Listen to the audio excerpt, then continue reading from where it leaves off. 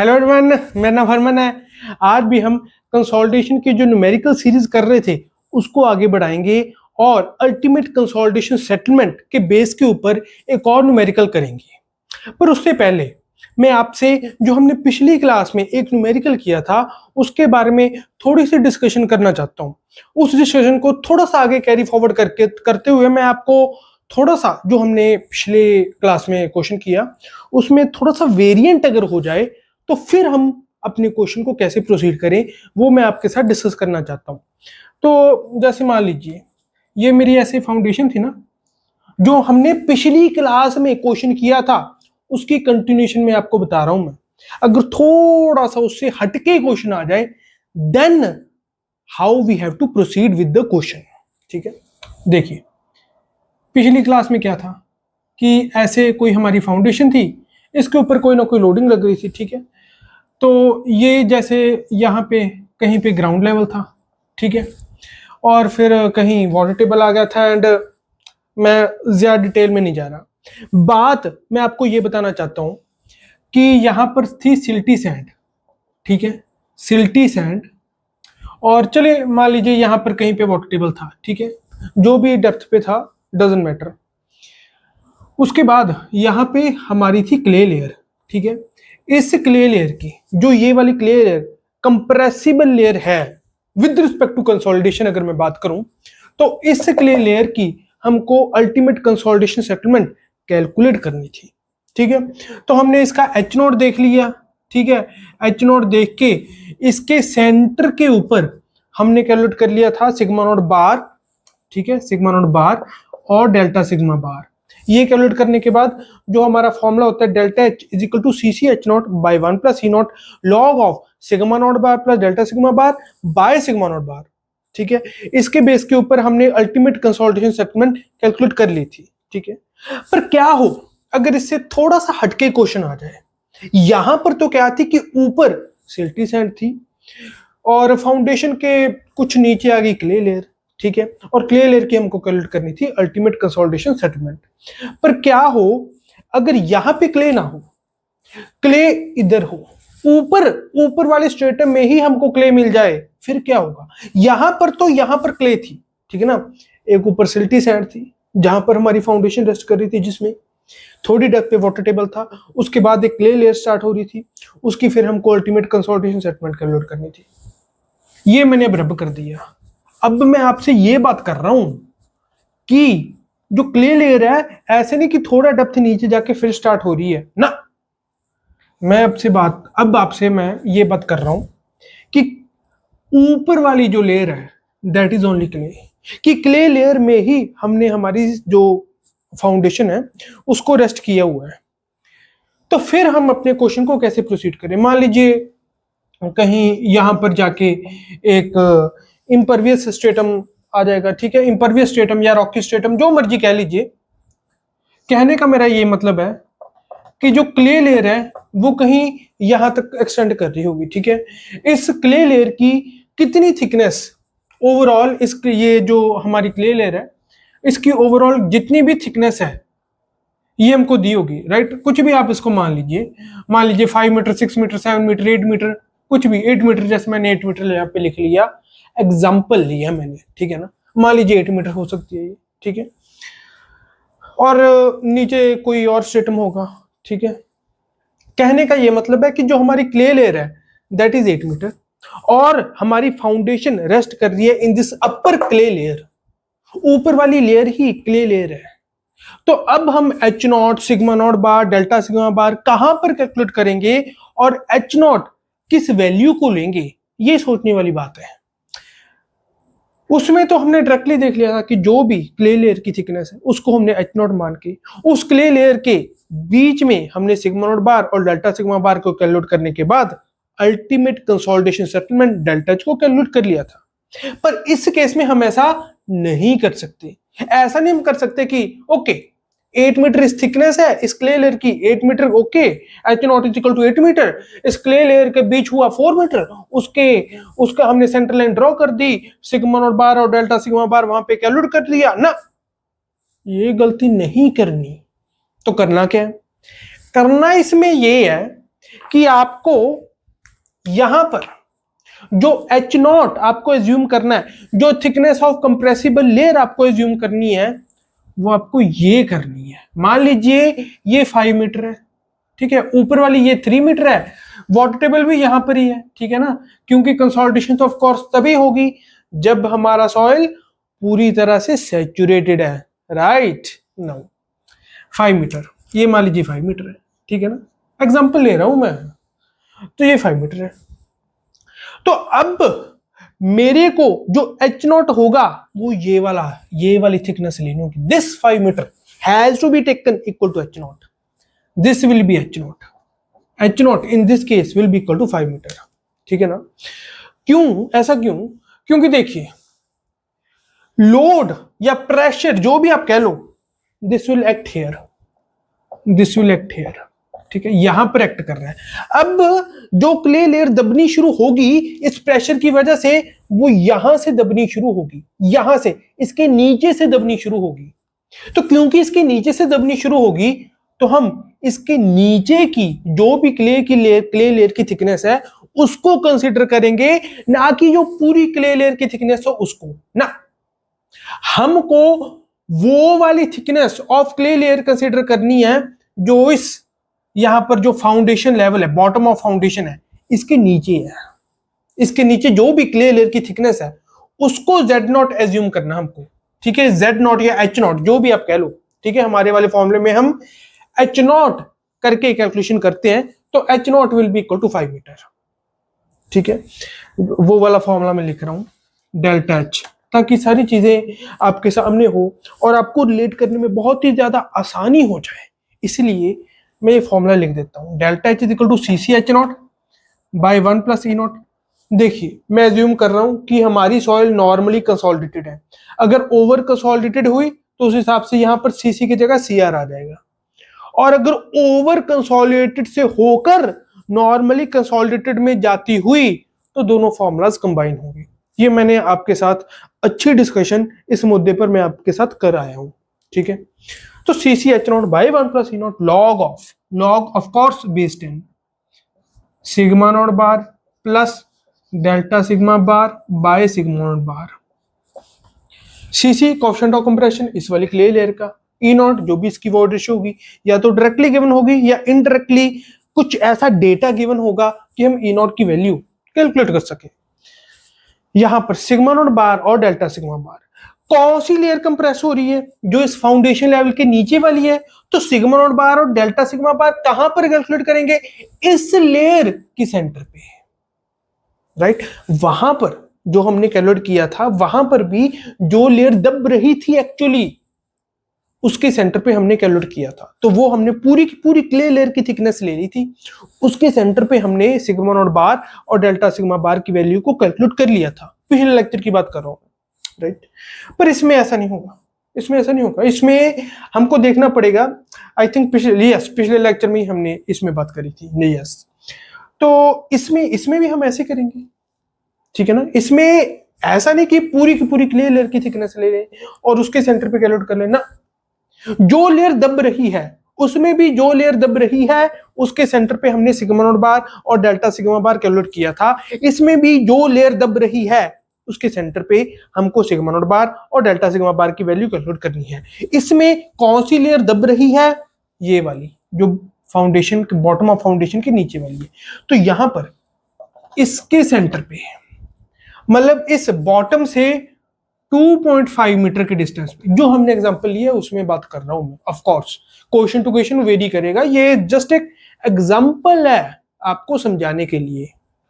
तो हमारे वाले केस में, दोबारा बोल रहा हूं, हमारे वाले केस में बॉटम ऑफ फाउंडेशन से 2.5 मीटर के डिस्टेंस पे आप कैलकुलेट, क्योंकि इसकी टोटल 5 मीटर है इसलिए इसका हाफ कितना होगा 2.5 मीटर, तो यहां से 2.5 मीटर के डिस्टेंस पे आप कैलकुलेट करोगे सिग्मा नॉट बार की वैल्यू, इफेक्टिव स्ट्रेस कितनी है, यहां से लेकर यहां तक जो भी प्रॉपर्टीज ऑफ क्ले है उसके हिसाब से आप इफेक्टिव स्ट्रेस यहां पर कैलकुलेट करोगे। बॉटम ऑफ फाउंडेशन से 2.5 मीटर, ऊपर जो भी है इट्स जो भी है, चलो जितना भी होगा इट्स ओके। ऑफ कोर्स हमारे वाले केस में 3 मीटर होगा, तो 3 प्लस 2.5 5.5 मीटर के डिस्टेंस पे ऊपर से लेके आप कैलकुलेट करोगे सिग्मा नॉट बार की वैल्यू क्या है, ठीक है। और डेल्टा सिग्मा बार जो भी आपको लोडिंग गिवन होगी उस हिसाब से आप इस लेयर के ऊपर लोड डिस्पर्स करोगे अपना, ठीक है। जो भी आपको गिवन होगा n horizontal is to 1 vertical की फॉर्म में आप कन्वर्ट कर लोगे उसको, ठीक है। n horizontal is to 1 vertical में कन्वर्ट करने के बाद जो भी आपका होगा उस हिसाब से आप डेल्टा सिग्मा बार जो भी it will be equal to, जो अगर लोड गिवन है तो it will be equal to Q by B plus 2nz into L plus 2nz।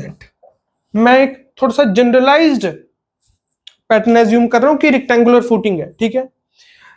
तो क्योंकि अगर स्क्वायर होगा तो थोड़ा आसान हो जाएगा ना, मैं आसानी थोड़ा डिफिकल्ट बताना चाहता हूं, आसान तो कर लोगे आप। L प्लस 2nz, ठीक है, ये आप ले लोगे। तो delta sigma bar Q by, अगर इस पे लोड Q है तो Q by B plus 2nz into L plus 2nz। अगर मान लीजिए यहां पर जैसे पिछले वाले क्वेश्चन में था लोडिंग इंटेंसिटी गिवन है, तो लोडिंग इंटेंसिटी मान लीजिए Q किलो न्यूटन पर मीटर स्क्वायर गिवन है, तो यहां पर बड़े Q की जगह आप करोगे Q into L into B, मतलब इसको लोड में कन्वर्ट कर लोगे। Pressure into area is equal to load, pressure Q into area L B equal to load Q, ठीक है। तो यहां पर आप डेल्टा सिग्मा बार कैलकुलेट कर लोगे लोड को डिस्पर्स करने के बाद, ठीक है। जो यहां पर Z ऑफ कोर्स है B plus 2nz L plus 2nz, वो होता है कि यहां से जो भी Z डिस्टेंस है वहां पर ऐसे हम लोड डिस्पर्स करके अपना आंसर कैलकुलेट कर सकते हैं। और जैसे कि मैंने आपको पिछली क्लास में बताया था, अगर आपको लोडिंग डिस्ट्रीब्यूशन ना गिवन हो तो आपको बाय डिफॉल्ट n की वैल्यू जो यहां पर है इसकी वैल्यू को 0.5 एज्यूम करना होता है, ठीक है। 0.5 एज्यूम करके 0.5 horizontal is to 1 vertical assume करके आपका जो क्वेश्चन है वो बहुत ही आसान हो जाता है। जितना आप नीचे Z नीचे गए उतनी ही आपकी विड्थ एक्सपैंड हो जाती है, ये आपको एक एडवांटेज मिलता होता है। इसको हम 2:1 लोडिंग भी कहते होते हैं, मैंने आपके साथ डिस्कस किया था पिछले लेक्चर में। इसको हम 2:1 लोडिंग भी कहते हैं। 2:1 क्यों? 2 वर्टिकल इज टू 1 हॉरिजॉन्टल। अगर आपको नहीं दिया कि 2:1 क्या है तो आपको by default vertical is to horizontal मान के चलना होता है, ठीक है। जो भी आपको लोडिंग गिवन है 2:1 की जगह पे मान लीजिए 1.5:1 है, तो 1.5 वर्टिकल इज टू 1 हॉरिजॉन्टल, ठीक है ना। तो यहाँ पे ऐसे 2 वर्टिकल इज टू 1 हॉरिजॉन्टल आ गया, तो जब हम बाय डिवाइड बाय 2 करते हैं तो 1 वर्टिकल इज टू 0.5 हॉरिजॉन्टल बन जाता है, मतलब 0.5 हॉरिजॉन्टल इज टू 1 वर्टिकल, ये बन जाता है। तो वही बात आ गई, n की value 0.5 horizontal is to 1 vertical, वो केस आ गया, ठीक है। तो अब यहाँ पे मुद्दे की बात ये थी कि जो भी इस फाउंडेशन, अगर ऊपर वाली लेयर ही क्ले है, तो मैं समराइज कर रहा हूं, ऊपर वाली लेयर ही क्ले है, तो जो भी फाउंडेशन के बॉटम से नीचे है क्ले लेयर की थिकनेस, उसको आपको H0 एज्यूम करना है। और इसके सेंटर पे, ये जो लेयर है इसके सेंटर पे आपको सिग्मा नॉट बार और डेल्टा सिग्मा बार कैलकुलेट करना है। सिग्मा नॉट बार जो भी सॉइल की प्रॉपर्टीज है, डेल्टा सिग्मा बार यहां से लोड डिस्पर्स करोगे, जो भी ये Z है उसके अकॉर्डिंग डेल्टा सिग्मा बार आप कैलकुलेट करोगे, और finally ultimate consolidation settlement delta H, ये वाला फॉर्मूला लगा के आप कैलकुलेट कर लोगे। If our soil is normally consolidated, over consolidated है तो CR, अगर ओवर से नॉर्मल जा रहा है तो दोनों फॉर्मूलाज कंबाइन होंगे। नो, ये करने के बाद आज हम जो क्वेश्चन डिस्कस करेंगे, आज हम जो न्यूमेरिकल डिस्कस करेंगे वो भी अल्टीमेट कंसोलिडेशन सेटलमेंट से रिलेटेड होगा। गेट में आया हुआ क्वेश्चन है वो हालांकि जो क्वेश्चन है that is from consolidation test. Consolidation test तो अभी मैंने आपके साथ डिस्कस किया नहीं है, पर उस टेस्ट को अगर मैं ना भी डिस्कस करूं तब भी ये वाला क्वेश्चन आपसे हो जाएगा, क्योंकि उस टेस्ट से इसका कोई लेना देना नहीं है। बस बताया हुआ है कि जब कंसोलिडेशन टेस्ट किया था तो ये हुआ, वो हुआ, उस हिसाब से आप कैलकुलेट कर लोगे, ठीक है ना। तो कंसोलिडेशन टेस्ट हम पढ़ेंगे, पर ये वाला क्वेश्चन करने के लिए आपको उसकी जानकारी ना हो तब भी आप कर लोगे, ठीक है। कुछ इस तरीके से ये वाला क्वेश्चन डिजाइंड है, ठीक है। तो हाँ, हालांकि मैं एक बात आपके साथ डिस्कस करना चाहता हूं, क्योंकि एक बार मैं चाहता हूं आप भी एक ट्राई दे क्वेश्चन को सॉल्व करने की, मैं मेरे डिस्कस करने से पहले 10 सेकंड के लिए, जैसे कि होता है आपके स्क्रीन के ऊपर रहेगा। पर उसके लिए मैं आपको एक बताना चाहता हूं कि जब भी हम कंसोलिडेशन का टेस्ट करते हैं ना, तब हम, जब मैं कंसोलिडेशन का टेस्ट आपके साथ डिस्कस करूंगा तब ये बात इन डिटेल आपके साथ में डिस्कस करूंगा। पर अभी क्योंकि क्वेश्चन करना है तो जस्ट एक हिंट दे रहा हूं आपको कि जब हम कंसोलिडेशन वाला टेस्ट करने लगते हैं ना, तो क्या होता है कि हम पुली मैकेनिज्म के जरिए उसके ऊपर नॉर्मल लोड लगाते हैं, और जो हम लोड लगाते हैं ना, एक बार मान लीजिए अब मैंने कंसोलिडेशन टेस्ट शुरू किया तो एक नॉर्मल लोड उसके ऊपर लग जाएगा, हम वेट पुट कर देंगे, ठीक है। वेट पुट करने के बाद हम 24 आवर्स के बाद 24 आवर्स तक हम रीडिंग नोट करते रहते हैं डायल गेज की, कितनी सेटलमेंट हो रही है। 24 आवर्स के बाद हम उस लोड को इंक्रीमेंट करते हैं, कुछ और लोड लगाते हैं, क्योंकि ये मान लिया जाता है कि 24 आवर्स में जितनी सेटलमेंट होनी थी प्राइमरी कंसोलिडेशन की वो हो जाती है, ठीक है।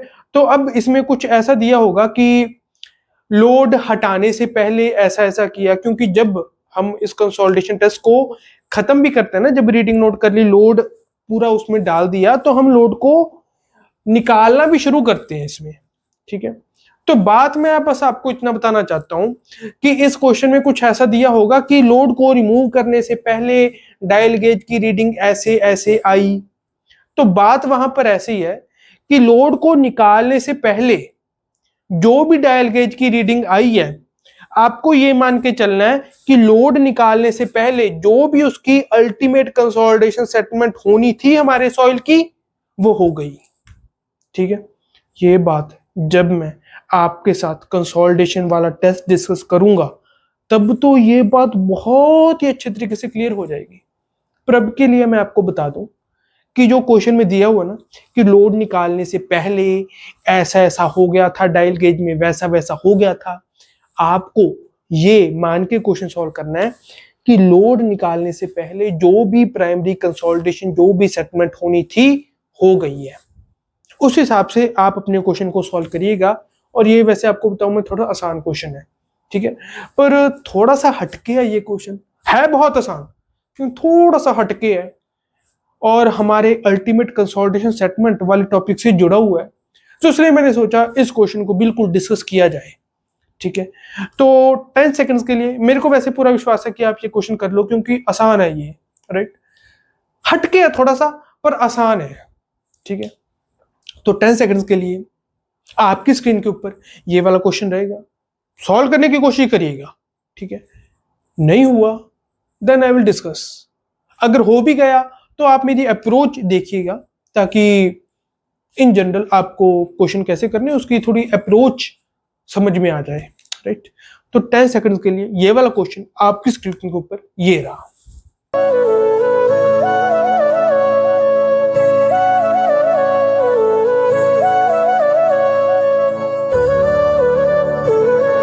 अब ये वाला क्वेश्चन जो गेट 2020 में पूछा गया है, इसमें आपको ये दिया हुआ कि initial thickness of the sample is 19 mm, initial thickness of the clay sample it is given as 19 mm, उसके कॉरस्पॉन्डिंग वॉइड रेशियो एंड में आपको पता चलता है क्वेश्चन पढ़ के कि उसको कॉरस्पॉन्डिंग ई नॉट आपको कैलकुलेट करनी है कि जो वॉइड रेशियो थी। ई नॉट क्यों? जब 0% कंसोलिडेशन है, E not, E zero is representing void ratio at 0% consolidation. जब कंसोलिडेशन कंप्लीट हो गई, ये आपको बताया कि लोड रिमूव करने से पहले डायल गेज की रीडिंग इतनी थी, वो ऑफ कोर्स कौन सी चीज नोट करेगा, इसकी ultimate consolidation settlement delta H which is 2.1 mm, ठीक है। और इसके कॉरस्पॉन्डिंग आपको वॉइड रेशियो दी हुई है 0.62, इस वॉइड रेशियो को मैं E100 बोल रहा हूं, ठीक है, क्योंकि 100% कंसोलिडेशन, प्राइमरी कंसोलिडेशन जब हमारी कंप्लीट हो गई, उस पे वॉइड रेशियो जो है उसको मैं 0.62 लिख रहा हूं, राइट। तो उसको मैं E100 लिख रहा हूं and that is given to me as 0.62। अब इसमें आप एक चीज नोट करो कि हमको जो रीडिंग्स गिवन है 2000 इन mm, ठीक है, delta H also in mm और H naught is also in mm, क्योंकि जब हम लेबोरेटरी में अपने सैंपल के साथ कंसोलिडेशन टेस्ट परफॉर्म करते हैं तो उसमें जो हमारी थिकनेस होती है और जो डायल गेज की रीडिंग्स होती हैं, all the readings and the thickness of the clay sample everything is in mm, ठीक है। एक्चुअल सॉइल में जो थिकनेस होती है क्ले लेयर की, it is in the order of metre. जब हम टेस्ट परफॉर्म करते हैं तो हम in the order of mm लेके चलते हैं, इसलिए जो ईयर्स में सेटलमेंट होनी है सॉइल में वो हमको दिनों में ही पता लग जाती है, ठीक है। तो लेबोरेटरी में जब हम अपना टेस्ट परफॉर्म करते हैं तो इसमें हमको कैलकुलेट करना है कि ई नॉट कितना होगा, राइट। तो सीधा सा फॉर्मूला जो मैंने आपको कराया था वो लगेगा यहाँ पे, delta H by H naught is equal to delta E by 1 plus E naught. ठीक है, ये वाला फॉर्मूला इसमें लगेगा।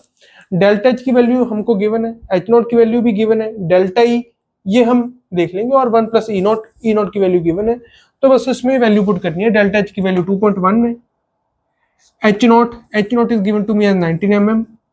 ठीक है, mm है दोनों, इसलिए मुझे लिखने की यहाँ पे जरूरत नहीं है। अगर 1 mm में होता, 1 मीटर में होता, आप कोई क्वेश्चन सॉल्व कर रहे होते, ठीक है, 1 mm में होता, 1 मीटर में होता, फिर उसमें आपको यूनिट कन्वर्ट करने का पूरा ध्यान रखना पड़ता। इसमें नहीं है, ठीक है, इसमें हम सेफ हैं। डेल्टा ई, जब हमने लोड लगाया तब वॉइड रेशो कम हो रही है, वॉइड रेशो कम हो रही है, तो ऑफ कोर्स इसमें डेल्टा ई जो होगा that will be E not. जो पहले वॉइड रेशो थी वो ज्यादा थी, तो E not minus E 100। Void ratio कम हो रही है, कम कैसे, जो पहले वाली थी माइनस बाद वाली, कम हो रही है। ठीक है, इफेक्टिव स्ट्रेस बढ़ रही है, वॉइड रेशो कम हो रही है। सॉल्व दब रहा है ना, जब कोई चीज दबेगी तो वॉइड्स कम होगी, मतलब वॉइड रेशो कम होगी। E not minus E 100 divide by 1 plus E not की वैल्यू तो हमको कैलकुलेट करनी है। So it is 2.1 by 19 divided by E not minus E 100 is 0.62 divide by 1 plus E not, ये हमको कैलकुलेट करना है। तो सिंपली ये मैं कैलकुलेट करूंगा, ये रहा मेरा कैलकुलेटर। तो यहाँ पे 2.1 by 19 this is 0.11 plus 0.11 E naught is equal to E not minus 0.62। तो यहाँ पर ई नॉट को मैं इस 0.11 ई नॉट को इस साइड ले जाऊंगा, 1 minus this, it comes out to be 0.89 E naught is equal to 0.11 plus 0.62, it comes out to be 0.73। So E not की वैल्यू यहाँ पर आ जाएगी 0.73 divide by 0.89, it comes out to be 0.82। E not की value 0.82 आ गई। ठीक है, ये बहुत ही आसान क्वेश्चन था, बट स्टिल थोड़ा सा डिफरेंट था। ऐसे क्वेश्चन गेट में कम ही पूछे गए हैं, तो क्योंकि थोड़ा सा डिफरेंट क्वेश्चन था और हमारे टॉपिक से रिलेटेड था, तो मैंने सोचा कि आपके साथ इसके बारे में डिस्कशन जरूर करनी चाहिए। ठीक है, तो ये हमारा ये इस गेट 2020 में जो क्वेश्चन पूछा गया था इसमें एंड हो जाता है।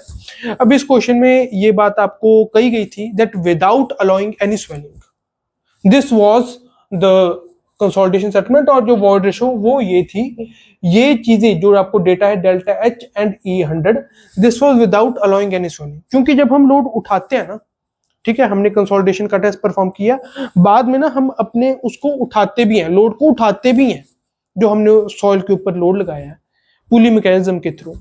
तो जब लोड को उठाते हैं ना तो हमारे सॉइल की स्वेलिंग होने लग जाती है। ठीक है, पहले लोड ज्यादा था, अब लोड को हम उठाने लग गए। तो मैंने आपको एक ग्राफ कराया था, अच्छी डिस्कशन हमने की थी between void ratio versus effective stress and void ratio versus log effective stress के बीच में हमने मल्टी स्टेज साइक्लिक लोडिंग के ग्राफ किए हैं। ठीक है, जिसमें आपको पता है कि जब हम इफेक्टिव स्ट्रेस को कम करते हैं, मतलब लोड उठा रहे हैं तो क्या कर रहे हैं, इफेक्टिव स्ट्रेस को कम कर रहे हैं, तो सॉइल की स्वेलिंग होती है, और उसके कॉरस्पॉन्डिंग ही जब हम दोबारा लोड करते हैं तो then we calculate recompression index corresponding to this over consolidated soil, right. तो ये ई नॉट जो हमको पूछा गया था दैट वी हैव कैलकुलेटेड 0.82। अब मैं क्वेश्चन की डिटेल में देख लेता हूं कि हमको यही भी क्या गया कि yes it is told rounded off to 2 decimal places, तो ये 2 डेसिमल प्लेसेस तक ही हमारा आंसर है, ई नॉट इक्वल टू 0.82। जैसे कि मैंने आपको पिछले लेक्चर में बताया था, आपको 3 चीजों का बहुत ही ज्यादा ध्यान रखना होगा जब भी आप न्यूमेरिकल आंसर टाइप के क्वेश्चंस कर रहे होंगे। कौन कौन सी चीजें, कौन सी चीज पूछी है, आपने जो चीज निकाली है आपको कितना आता है डजंट मैटर, क्या आपने वो ही निकाला जो पूछा गया है, ये वाली चीज बहुत इंपॉर्टेंट है। मैंने पर्सनली सिली मिस्टेक्स इस चीज में करी है, ठीक है, इसलिए मैं आपको ये इस चीज में कोशिश कर रहा हूं। जो मेरे पहला अटेम्प्ट था मेरा, उसमें मैंने ये वाली चीजें करी हैं, ये वाली गलतियां करी हैं, इसलिए मैं आपको कोशिश कर रहा हूं। पूछा कुछ और जाता था, मैं कुछ और निकाल देता था, मेरे को क्वेश्चन आता था पर फिर भी मेरा गलत होता था। ठीक है, क्योंकि आपको ये देखना कि पूछा क्या गया है, आपको कितना आता है इससे एग्जामिनर को कोई मतलब नहीं है। एग्जामिनर को मतलब है कि जो उन्होंने पूछा है क्या आप वो चीज बता रहे हो, वेल एंड गुड, आपको पूरे मार्क्स मिल जाएंगे। ठीक है, कौन सी चीज पूछी है, कौन सी क्वांटिटी पूछी है, ठीक है, किस यूनिट्स में पूछी है। इस क्वेश्चन में हालांकि यूनिट्स का कोई सिग्निफिकेंस नहीं है क्योंकि वर्ड रेशो के कोई यूनिट्स होते नहीं है। कौन सी चीज पूछी है, किस यूनिट्स में पूछी है, कितने डेसिमल तक पूछी है, या rounded off to nearest integer पूछी है, क्या चीज मतलब, राइट। ये वाली थर्ड चीज आपको ये हो सकता है rounded off to nearest integer कहा जाए, rounded off to nearest multiple of 10 कहा जाए, ठीक है, या कहा जाए जैसे इस क्वेश्चन में है rounded off to 2 decimal places, या कहा जाए rounded off to 1 decimal places. इन चीजों का आपको बहुत ज्यादा ध्यान रखना पड़ेगा। कौन सी चीज, तीन चीजें मैंने आपको, कौन सी चीज पूछी है, किस यूनिट्स में पूछी है, और कितने डेसिमल तक पूछी है। ये तीन चीजें आप अपने दिमाग में जब भी आप न्यूमेरिकल आंसर टाइप का क्वेश्चन कर रहे हो, चाहे अपनी प्रैक्टिस के दौरान जब गेट की पीवाईक्यू कर रहे हो, चाहे जब आप अपनी टेस्ट सीरीज को अटेम्प्ट कर रहे हो, चाहे आप जब अपना एक्चुअल एग्जाम दे रहे हो, इन चीजों के दौरान आपको ध्यान रखना है न्यूमेरिकल आंसर टाइप में ये तीन चीजें आपके ध्यान में होनी चाहिए अगर आपको अच्छे मार्क्स, अच्छा रैंक लाना है तो। ठीक है, तो इससे हमारा ये वाला क्वेश्चन हो गया। तो let me see the time, time is above 30 minutes. तो जो अगला क्वेश्चन मैं कराने जा रहा हूं ये भी आई थिंक हो जाएगा within our stipulated time period, तो उस क्वेश्चन को भी मैं आपके साथ डिस्कस कर लेता हूं। ठीक है, the next question is regarding over consolidation ratio.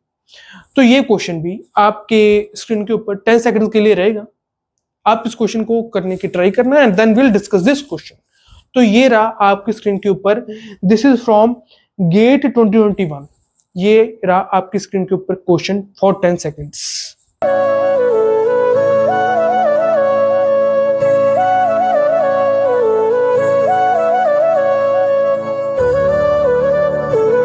तो इस क्वेश्चन में आपको कहा गया है, ये गेट 2021 में पूछा गया था। इस क्वेश्चन में आपको कहा गया है कि यहां पर करंटली 5 मीटर के ऊपर वाटर टेबल है, ठीक है, और ऊपर जो भी लेयर है ये है दी हुई है, दिस इज सैंड। जो ये सैंड की लेयर है इसके वाटर टेबल के ऊपर इसका यूनिट वेट है that is 17.5 kilonewton per metre cube, नीचे it is 18.5 kilonewton per metre cube. जो इसके नीचे क्ले लेयर है उसका gamma sat 17 kilonewton per metre cube given है, क्ले लेयर की थिकनेस है 8 मीटर। पहले इस वाटर टेबल के नहीं, क्वेश्चन में जो वर्डिंग है उसके हिसाब से अगर मैं आपको बताऊं, पहले ऐसे था जो ग्राउंड लेवल है इसके 10 मीटर नीचे वाटर टेबल था। अब मतलब क्या हुआ है, अब वाटर टेबल राइज कर गया, ठीक है, किसी वजह से राइज किया होगा। तो वाटर टेबल जो 10 मीटर पे था ग्राउंड लेवल से वो अब उठ के 5 मीटर पे चला गया, ठीक है।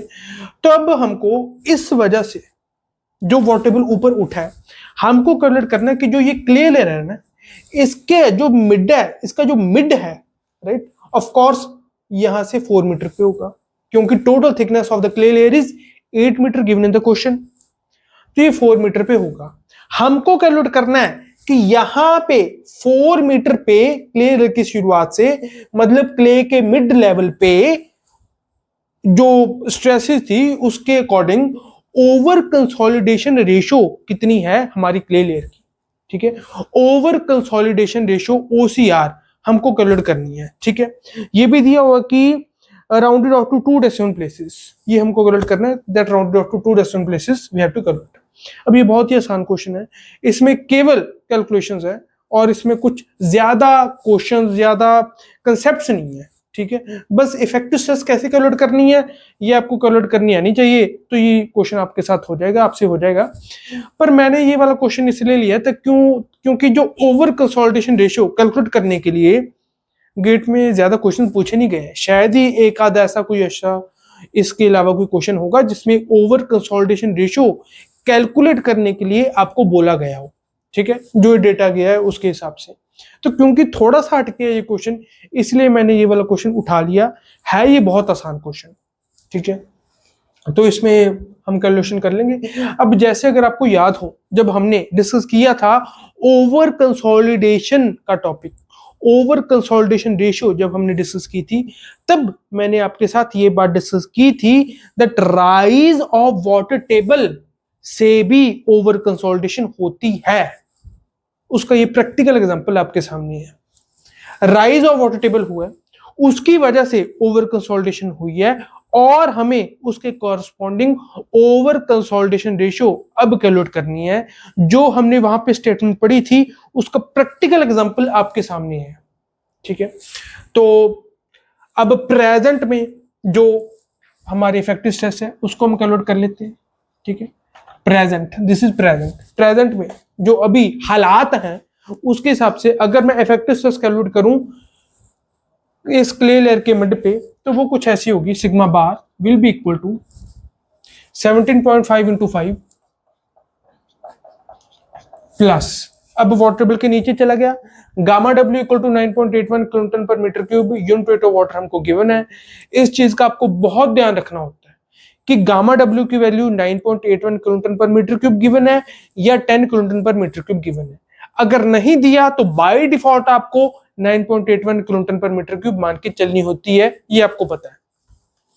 तो अब 17.5 into 5 divide by 18.5 minus 9.81 into आ जाएगा ये 10, 5 प्लस 5 10, ठीक है, plus 17 minus 9.81 into 4 sigma bar. This will come out to be 17.5 into 5 plus 18.5 minus 9.81 into 10 plus 17 minus 9.81 into 4, 203.16। अब मैं कैलकुलेट करूंगा पिप की पास्ट में कितनी थी। नाउ पास्ट में अगर कैलकुलेट करूं तो पास्ट में कहां पर था, 10 मीटर पे था मेरा वाटर टेबल, तो उसके ऊपर जो यूनिट वेट ऑफ सैंड है दिस इज 17.5, तो sigma bar will be equal to 17.5 into 5 plus 5 10 plus इसके नीचे जो है वाटर टेबल के नीचे गामा सैट इज 18.5, तो 18.5 माइनस 9.81, अब नाउ दिस विल बी गाम इक्वल टू 5 मीटर, सिर्फ 5 मीटर है इस सैंड की thickness below the water table. अब वाले केस में, पास्ट के केस में जो था, मतलब जो हम अब कैलकुलेशन कर रहे हैं उसके हिसाब से बोल रहा हूं। दिस प्लस आ जाएगा 17 माइनस 9.81 इंटू 4 ऑफ कोर्स, ठीक है, तो sigma bar this will come out to be 17.5 into 10 plus 18.5 minus 9.81 into 5 plus 17 minus 9.81 into 4, this comes out to be 247.21 kilonewton per metre square. तो पास्ट में stress थी 247.21 kilonewton per metre square जब water table था 10 metre below the ground level. अब 10 metre से 5 metre पे चला गया, 10 metre below the ground level से 5 metre below the ground level पे अब मेरा वाटर टेबल शिफ्ट हो गया, तो 247.21 से इफेक्टिव स्ट्रेस 203.16 बन गई। Let me right units here also, kilonewton per metre square, ठीक है, तो 247.21 से 203.16 चलेगी, तो ऑफ कोर्स इसकी ओवर कंसोलिडेशन हुई है, राइट, स्ट्रेस कम होगी, पास्ट में ज्यादा थी अब कम है। प्रैक्टिकल एग्जांपल जो हमने स्टेटमेंट पढ़ी थी आपके सामने है। Now over consolidation ratio OCR क्या होती है, जो पास्ट में थी, पास्ट में कितनी थी 247.21, अब कितनी है 203.16, 2 डेसिमल्स तक हमको कैलकुलेट करना है, 2 डेसिमल्स तक 203.16 इट इज, यस, तो 247.21 डिवाइडेड बाय 3.16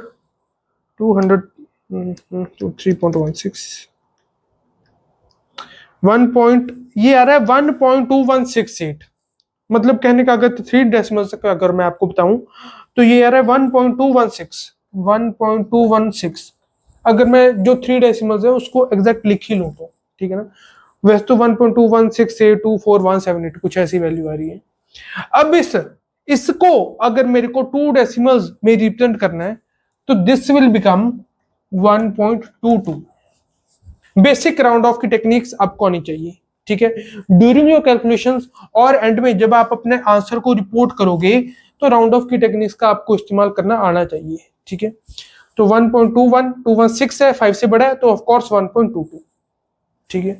ये वैसे तो गेट में इतनी रेंज होती है कि अगर आप 1.21 भी लिख दो तो आपका आंसर एक्सेप्टेबल होगा, पर अगर आप राउंड ऑफ की टेक्निक्स का इस्तेमाल करते रहो ना तो ओवरऑल आपको एक एज मिलेगी डेफिनेटली, ठीक है ना। कहीं रेंज थोड़ी सी इधर उधर हुई तो वो वाला बच्चा जिसने राउंड ऑफ का पूरा ध्यान रखा हुआ है उसका क्वेश्चन, उसका जो आंसर है that will B actual, right, that will become correct. तो अब जो ओवर कंसोलिडेशन रेशियो की जिसकी मैं आपके साथ बात कर रहा था, दिस इज 1.22, ये फाइनली आपका आंसर है।